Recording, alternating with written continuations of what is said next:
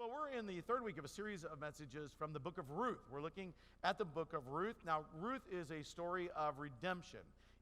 Really, I've entitled this whole series, Starting Over, because that's what it's about. It's about starting over, a fresh start. And here in chapter 3 is really where the plot thickens. Let me just, for those of you that maybe have missed or forgot what has taken place up to this point, let me just give you an overview up to now. As you may remember, Ruth is Naomi's daughter-in-law. Naomi's husband passed away shortly after they moved to Moab. They went to Moab because there was a famine in the land of Israel, so they decided to leave, go to Moab, and hope to find better fare there. They go there, and while they're there, Naomi's husband, Elimelech, passes away. Well, Naomi's two sons marry Moabite women, Ruth and Orpah, and they lived in Moab. They're still living in Moab. Well, Ruth and Orpah's husband over time pass away as well. So now here they are, widows with no husbands as well. They're still living in the land of Moab, which is where, again, Ruth and Orpah are from. This is their homeland. But Naomi decides that she's going to make her journey back to Bethlehem to start a new life. That she needs to get back to the place of her roots, back to the place with her people, and back to the place where they worshiped her God. And so on the journey back, Naomi tells her two daughter-in-laws that they should return to Moab, that they shouldn't go with her to Bethlehem because their chances of survival really were far greater in Moab. They would fare so much better in the land of Moab, their homeland. And so Orpah decides that she's going to go back to Moab. But Ruth vows her loyalty to Naomi, and she says to her, "Where you go, I will go. Your people will be my people. Your God will be my God. Nothing but death can separate us." Now, the truth is, Naomi was anything but optimistic about the future. I mean, when you begin to read her words, you realize that she's not optimistic at all about what the future holds. In fact, when she arrives in Bethlehem, everyone says, "Oh, look, Naomi has come back. Naomi's come back." And what does she say? She says, "Don't call me Naomi." You see, because the name Naomi means pleasant. And so she says, "Don't call me Naomi." She said, "Call me Mara." Why? The word Mara means bitter. Naomi says, "The Lord has made my life bitter. I went away full, but I came home empty. The Lord has afflicted me." But you know, in spite of Naomi's less than optimistic outlook on life, her life was about to change. You see, her harvest was about to come in. Why? Well, a couple of reasons I want to share with you. One is that even though she said some negative things, she continued to make positive steps in the right direction. I mean, yeah, she's feeling sorry for herself. She's singing the hee-haw song, you know, I'm sure all the way back. How many remember the hee-haw song? Gloom, despair, and agony. I mean, you remember that one? You know, if it weren't for bad luck, I'd have no luck at all. And you always got that guy in the back. Whoa! You know, I don't know why he was doing that. But anyway, so she's singing that all the way back. You know, she's, feeling sorry for herself. But here's what happened. This is what she did, though. She got out of Moab, and she got back on the road to Bethlehem. Because, you see, she knew that Bethlehem was the place that her life could be blessed.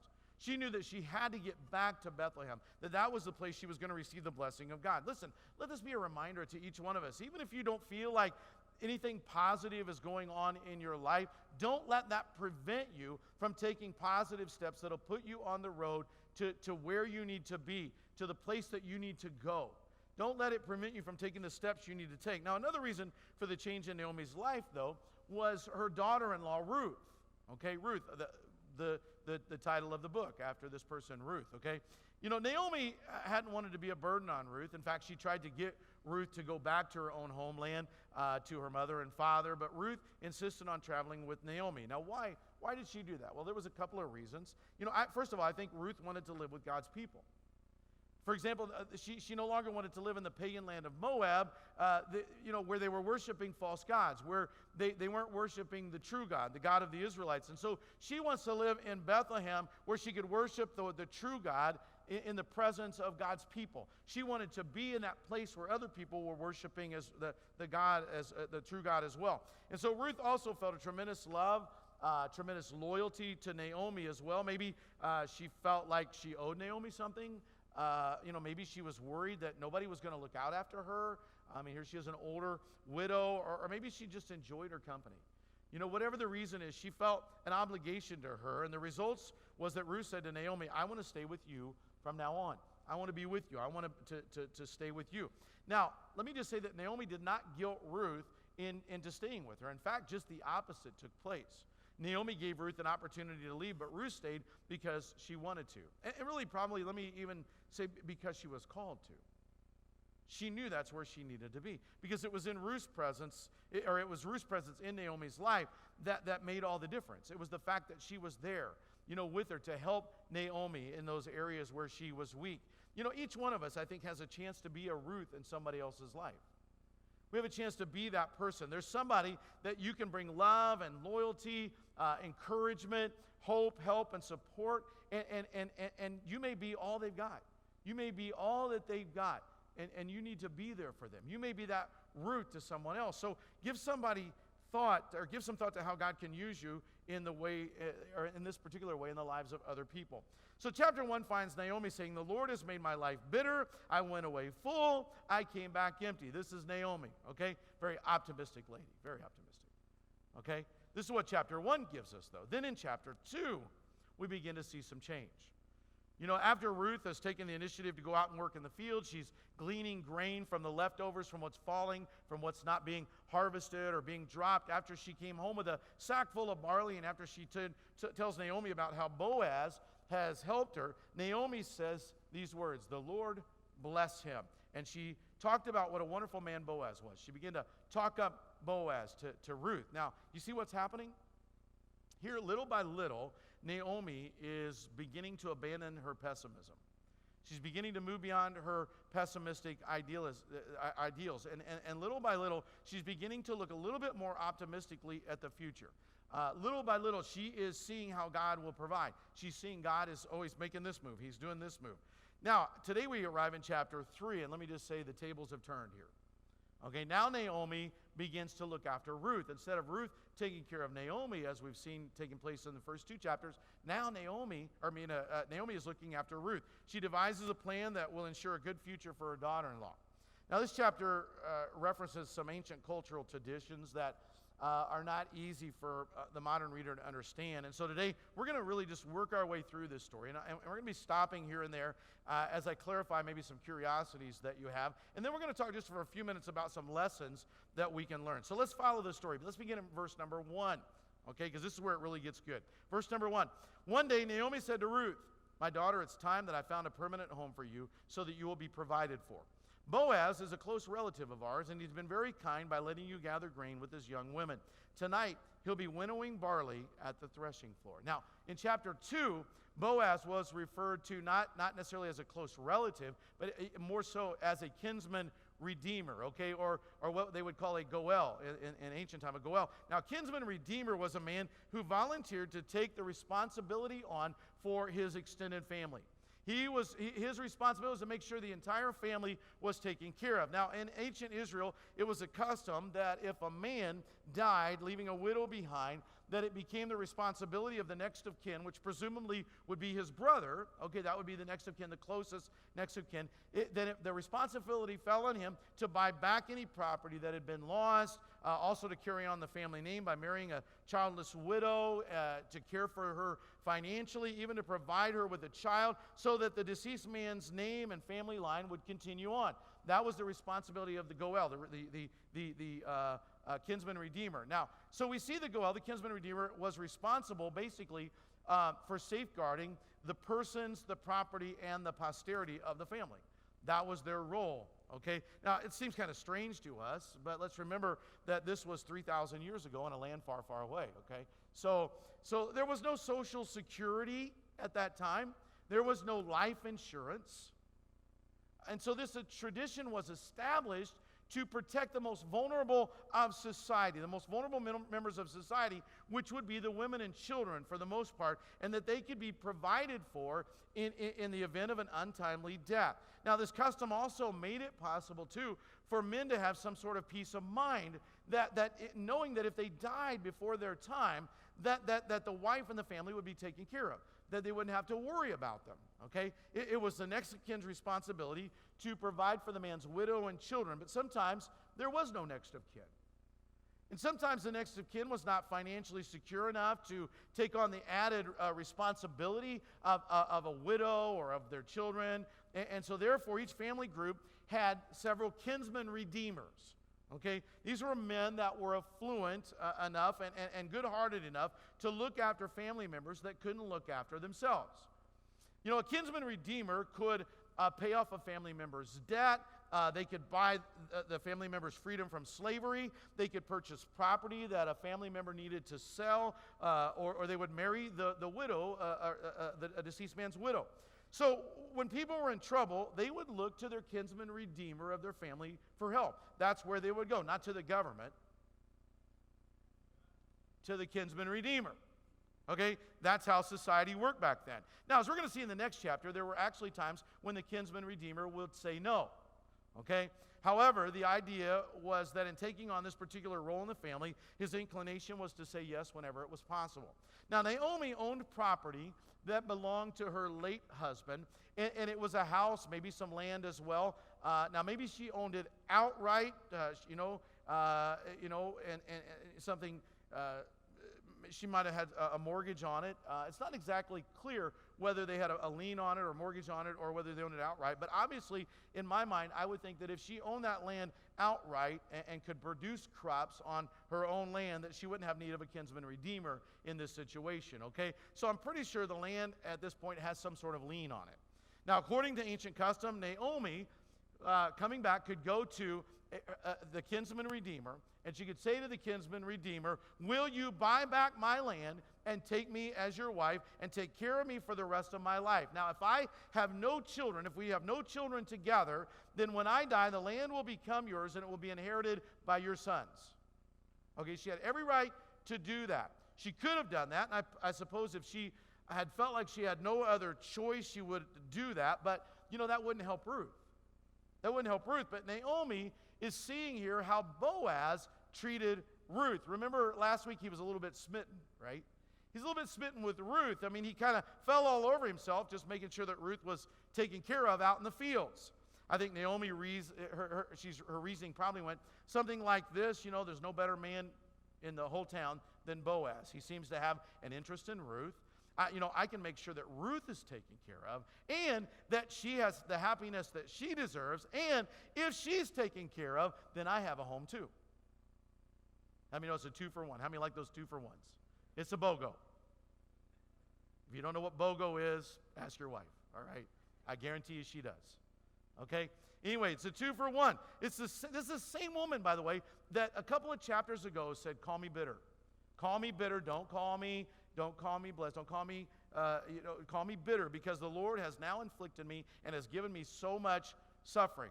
And so now, instead of redeeming her property and gaining a husband for herself, which she has every right to do, okay, she seeks instead to gain a husband for her daughter-in-law. She's looking out after her daughter-in-law. Last week I quoted Warren Wiersbe from his book, Be Committed. He said, if our circumstances change for the better, but we remain the same, then we will become worse. God's purpose in providence is not to make us comfortable, but to make us conformable to the image of his son. So here we find Naomi's circumstances changed, and she became a better person. She became a better person. Now, obviously, it would have been better if Naomi would have been optimistic from the get-go. That, if she'd have been optimistic the whole time, she could have saved herself a lot of misery, a lot of anxiety. She could have saved herself from those type of things. But she didn't continue to compound her mistakes. When things got better in her life, she got better. You'll find the same thing true in your own life. In the midst of your self-pity, in the midst of singing your own hee-haw song, God will oftentimes send something your way that you really haven't done anything to earn. He'll send this blessing into your life that just came out of nowhere. Even when you're moaning and groaning and you're feeling sorry about yourself, God brings a blessing into your life. And he does this to give you a chance to change your attitude if you'll take it, if you'll take that chance. And that's exactly what Naomi did. Chapter 1 was a rough patch in Naomi's life. But it was a phase. It wasn't a permanent condition. It was just a phase that she went through. Well, let's continue the story. Here's Naomi's plan, okay? She's talking to Ruth about Boaz. In verse 2, she says, tonight he'll be winnowing barley at the threshing floor. Now do as I tell you. Take a bath, put on perfume, and dress in your nicest clothes. How many think that's a pretty good, right there, that's good advice? Okay, good advice. If you don't think that's good advice, then you need to look at that advice again, probably, okay? Because I think it's great advice. Then she said, then go to the threshing floor, but don't let Boaz see you until he's finished eating and drinking. Be sure to notice where he lies down, then go over and uncover his feet and lie down there. He'll tell you what to do. I'll do everything you say, Ruth replied. So she went down to the threshing floor that night and followed the instructions of her mother-in-law. After Boaz had finished eating and drinking and was in good spirits, he lay down at the far end of the pile of grain and went to sleep. Then Ruth came quietly, uncovered his feet, and lay down. Now, let me just say this isn't as scandalous as it sounds, okay? Naomi did not send Ruth to Boaz's house where Boaz is sleeping in his bed in his pajamas, okay? She sent her to the threshing floor where Boaz is going to be sleeping on the floor on a mat, fully clothed because he's been working and now he's tired. And so the plan may seem a little bit socially unacceptable to us, but in the culture at that time, this was not completely scandalous at all. The harvest was over. The field owners are at this point grinding their barley. They would work all day long grinding their barley at the threshing floor, and then the owner would sleep near the stock during the night to protect it from thieves. Okay, why? Because they didn't want anybody coming in and stealing it after they'd done all this work. Now, the process took a few days, and so the field owners made it a festive occasion. In other words, it was a party. I mean, this was a joyous event, that to get this harvest, and you're literally finished with it. And so Naomi tells Ruth to take note of where Boaz slept and to lay down at his feet during the night. Now, this was really a symbolic gesture. There was a lot of symbolism here. In this particular culture, it was not uncommon for entire households to sleep in the same room. Okay? I mean, servants would oftentimes sleep at the feet of their masters. So let's pick it up at verse 8. Around midnight, Boaz suddenly woke up and turned over. He was surprised to find a woman lying at his feet. I love the exclamation point there. At his feet. Now, the King James Bible, by the way, does not use the word surprise. It actually uses the word afraid.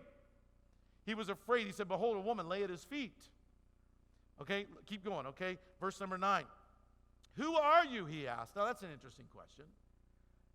As we're going to see later, it's not that he doesn't recognize her. He knows who she is, okay? It's not that he doesn't recognize her. He uses a colloquial Hebrew phrase here, asking her to explain herself, okay? In other words, a better way in our modern-day vernacular to say this would be, why are you here? What are you doing, okay? What exactly is going on here? Okay, that would be a better way to say this. Okay, continue on in verse 9. I am your servant Ruth, she replied. Spread the corner of your covering over me, for you are my family redeemer. Now, I love this part here. Spread the corner of your covering over me. This is another symbolic phrase with a specific meaning. And let me just say that Boaz knew exactly what she wanted when she made that statement. She was saying, take me as your wife. That's exactly what she's saying. Now, today, if a man goes to his girlfriend and says, will you give me your hand, and then he places a ring on it, she knows exactly what he's asking. Okay? She knows what he's asking. And it's the same with Boaz in this instant. Ruth's words and actions made it very clear, I want to be your wife. Okay, that's what I'm doing. Look at verse 10. The Lord bless you, my daughter, Boaz exclaimed. You are showing even more family loyalty now than you did before, for you have not gone after a younger man, whether rich or poor. Listen, this really shows us how much Ruth and Naomi looked out after one another. Now, Naomi could have sought a kinsman redeemer. She could have sought a husband for herself, but she's worried about Ruth. Okay? She had every right to do for herself, to fix herself up, so to speak. Ruth, on the other hand, that would have been within her rights to seek out a younger man, somebody that's closer to her age, to start a new life from scratch. She would have no obligation whatsoever to see to it that Naomi is provided for. This is her mother-in-law. Okay? So when Ruth comes to Boaz and says, make me your wife, he knew that part of her motive was to see that Naomi's being taken care of as well. Look at verse 11. Now, don't worry about a thing, my daughter. This is Boaz talking. Now, don't worry about a thing, my daughter. I will do what is necessary, for everyone in town knows that you are a virtuous woman. And then he brings up a possible snag in the plan. Look at verse 12. But while it's true that I'm one of your family redeemers, there is another man who is more closely related to you than I am. Stay here tonight, and in the morning I'll talk to him. If he's willing to redeem you, very well, let him marry you. But if he's not willing, then as surely as the Lord lives, I will redeem you myself. Now lie down here until morning." Now, again, we arrive at this point at a custom that we don't fully understand. And that's because we've grown up with the idea that you marry the person you fall in love with. Okay? In our culture, that's how it's done. And I imagine we all prefer it this way. Okay? I mean, we like it this way. But the fact of the matter is, 3,000 years ago, people lived and they thought differently than we do today. In ancient culture, a marriage was intended to be a more practical, more functional agreement. Okay? So marriages were oftentimes arranged between two people. And so you didn't marry the person that you fell in love with. Instead, you hope that you can fall in love with the person that you married. This is the way it was. How many young people are glad that you live in today's world, not 3,000 years ago, right? Okay? This is the way it was, though. Now, and so therefore, according to the law, the kinsman redeemer is the closest of kin to the deceased man, and he has the first right to redeem the property and take responsibility for the family, including taking his widow, the deceased man's widow, as his wife. Okay? And so Boaz says to Ruth, "I'm going to make sure that this works out for you, Ruth. Either way, you're going to have a husband and a home, and Naomi will be taken care of, and your future will be secure either with him or with me." Now, the Bible doesn't say this, but I have to think in my mind that Boaz is thinking, and I sure hope it's me. I have to feel like he's got to be thinking, I hope it's me, though. Okay? Right? So look at verse 14. "So Ruth lay at Boaz's feet until the morning, but she got up before it was light enough for people to recognize each other. For Boaz had said, 'No one must know that a woman was here at the threshing floor.' Then Boaz said to her, 'Bring your cloak and spread it out.' He measured 6 scoops of barley into the cloak and placed it on her back. Then he returned to the town. When Ruth went back to her mother-in-law, Naomi asked, 'What happened, my daughter?'" Now, let me just say the question is translated differently here, but Naomi is actually using the same phrase that Boaz used when he found Ruth laying at his feet. She is, when he literally said, "Who are you?" Okay? Just like Boaz wanted to know what's going on, Naomi is asking us the same question. What's going on? What happened? Tell me everything. Look at verse 16, okay? Ruth told Naomi everything Boaz had done for her, and she added, "He gave me these 6 scoops of barley and said, 'Don't go back to your mother-in-law empty-handed.' Then Naomi said to her, 'Just be patient, my daughter, until we hear what happens. The man won't rest until he's settled things today.'" Now, this is where chapter 3 ends, and next week we're going to see how this story resolves. But today I want to look at some things that we can learn from the events that we see taking place here in chapter 3. I believe there are 3 lessons that this chapter teaches us, okay? The first, and we're going to get into it real quick. Firstly, number 1, God can take care of you best when you're willing to take care of others. God can take care of you best when you're willing to take care of others. Naomi could have found a solution to her problems in a way that didn't benefit Ruth at all. She could have just looked out for herself and found somebody for her, somebody that would take care of her, that wouldn't benefit Ruth in any way. And Ruth could have found a way out of poverty in such a way that it didn't include Naomi, that it would have just blessed her. However, they both refused to turn their backs on one another. They were looking out after one another. They were concerned about the other one. Years ago, there were 2 elderly ladies in our church named Barb and Bev. And they chose to take care of one another. They both had lost their husbands. They were both widows and found each other and began to take care of one another, look out after one another. Now, they needed this because Bev had health issues and she was confined to a wheelchair, but she was, financially independent. She could get by, financially. Now, Barb was in decent health, but she was on a very limited income. Their close-knit friendship caused them to literally forge a bond where Barb was able to help Bev physically, and Bev made sure that neither one of them lacked the necessities of life. They blessed one another by looking out after one another, and God just continued to bless these 2 ladies in miraculous ways as they were a blessing to one another. And I remember we were very close friends with them, and I remember several times it was like God would just teach me a lesson as I was watching these 2 ladies take care of each other, how important it was to look out after one another, to look at the other person as more important than yourself. And just like Ruth and Naomi, these 2 realized that God takes care of those that are willing to take care of others. Now, neither of them would have made it on their own, but because they chose to take care of the other one, their needs were met. Listen, it's your choice. You can seek out solutions to your problems and your situation in a way that you get taken care of and everybody else gets left out in the cold. Or you can seek solutions to your problems in such a way that those around you are blessed as much, if not more, than you are. Now, which plan do you think God will bless? I mean, which plan do you think will make your life better in the long run? I love it, Philippians chapter 2, verse 3 and 4. Don't be selfish. Don't try to impress others. Be humble. Thinking of others better than yourselves, don't look out only for your own interest, but take an interest in others too. Listen, when you make it your objective to be a blessing to other people, God makes it his objective to be a blessing to you. Let me say that again. I want you to catch that. When you make it your objective to be a blessing to others, God makes it his objective to bless you, to be a blessing to you. All right, here's the second lesson from this chapter. Number 2, the right way often requires a calculated risk. The right way often requires a calculated risk. Now listen, Naomi's plan, and I'm talking about the plan of having Ruth sneak into the threshing floor and propose marriage in the middle of the night, that came with quite a few risks. All right, as you can imagine. I mean, not only could Boaz have said no, but he could have taken advantage of Ruth in the darkness of the night there. He also could have embarrassed her. He could have shamed her. He could have tarnished her reputation, literally ruined her chances for any other man. And so there was a lot of risk involved in this particular plan. But let me just say this, that faith requires a calculated risk.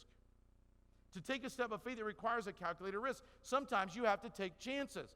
Ruth couldn't just spend the rest of her life sitting at home, waiting on the sofa for Boaz to show up on her doorstep with a box of candy. It was never going to happen.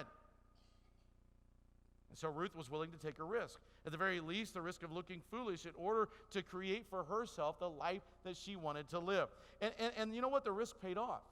Boaz was moved by her boldness. He was touched by her sincerity. Listen, in order for you to create the life that you want to live, you have to do more than just wait for the phone to ring.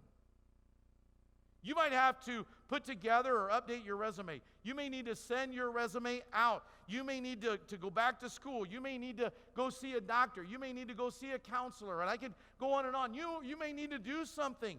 But you need to look ahead at the possibilities and put a plan together and then be willing to take a calculated risk and step out in faith. For example, when you go to get in the pool or you go to get in water, a body of water of some sort, like a lake or the ocean, okay? All right, don't go in the ocean. That's the shark's house, okay? But anyway, but when you go to get in the water, right? You know that the water is going to be cold. Amen? You know it. So what do? You go over to the edge. You put your toe in there, don't you? Feel it. You go, oh, it is. It is, right? But eventually, if you want to enjoy the refreshment of the pool or the lake or the whatever, of that body of water, what do? You got to jump in. You got to get in. And you know what? As you're in the water, you begin to realize that the water's not as cold as you thought. In fact, the longer you're in the water, the less cold you feel and the more comfortable you feel in it. Sometimes risks can be cold and they can be scary at first. But after a while, you learn it's not that bad. It's not that bad. The risk was definitely worth it. Hebrews 11:1 says, now faith is confidence in what we hope for and assurance about what we do not see. So Ruth took a calculated risk. She stepped out in faith, not knowing what the results would be, but trusting that God would make it all work out for good, that God would just work this thing out for her and for Naomi. Usually the right way, the thing that you should do, requires you to take a step of faith, a calculated risk that God can turn into your miracle. Here's the third lesson that we learn here from chapter 3. Number 3, not even the best plans go off without a hitch.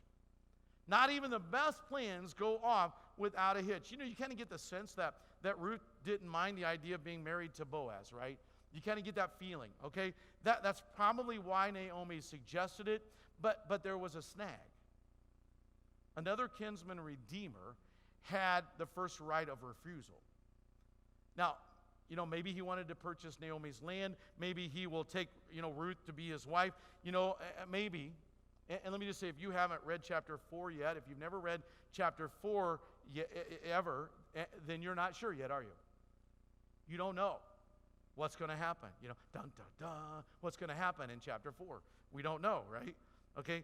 But regardless, there was a snag to deal with that had to be dealt with here. Just because Naomi has this brilliant idea, and just because Ruth follows this through with precision, does not mean that all the pieces will fall immediately into place.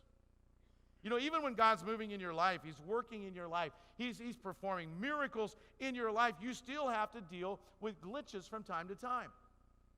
You know, dealing with glitches means that you have to wait. Now, I don't know about you, but waiting is not my favorite thing. Okay? I would rather do just about anything than deal with delays. In fact, I will drive way out of my way to avoid a traffic jam. But guess what?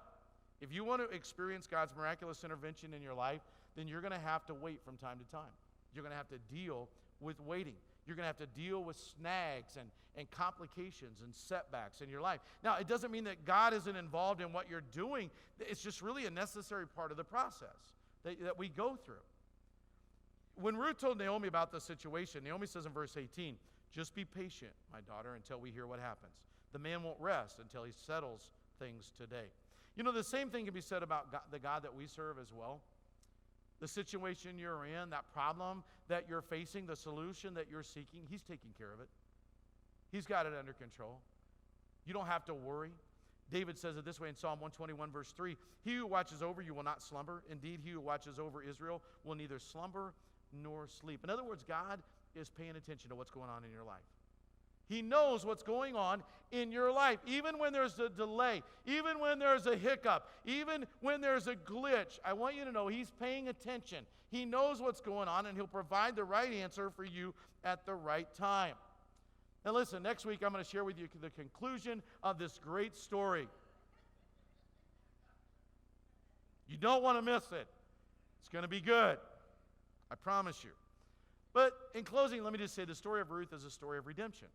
It's a story of starting over, beginning again, getting a fresh start. And already we've seen this big transformation in their lives, especially the big transformation in Naomi's attitude. And there's even more to come. Today was a significant step for Ruth because she was able to accept the terms for surrender to bringing God's miraculous blessing into her life. So what are those terms of surrender? What are the terms of surrender? Well, it's not that you give up and quit, that you wave a white flag and you just give up and quit. It's not that at all. It's not that you let go and just let God do everything either. It's that you do all that you can and you leave the results into His hands. You've got to do everything you can and you leave the rest to Him. And let me just say, if you're willing to look out for others, if you are willing to take the necessary risk of faith, if you're willing to deal with the inevitable delays, then God is ready to do marvelous things in your life, just like He did for Ruth and Naomi. But it requires you to surrender to God, to not try to control every situation, to do what you can, and then to let God do what He can, what only He can. And so this morning I'm going to ask every head bowed, every eye closed. Maybe you walked in this building, you've never surrendered your life to God. I want you to know the first step is just yielding to God and saying, "God, I realize now that I can't earn your love, your grace, your mercy, your forgiveness, but that you willingly allowed your Son to die upon the cross for my salvation so that I would be forgiven, so that I could have that, I could start over, have that fresh start with you." Today, God's just asking you to open your heart and receive the gift that He's offering to you, the gift of a fresh start, of starting over, of having all your past forgiven. It's that easy. You just say, "God, come into my life. Jesus, be my Lord and Savior. I receive today your forgiveness." It's that simple.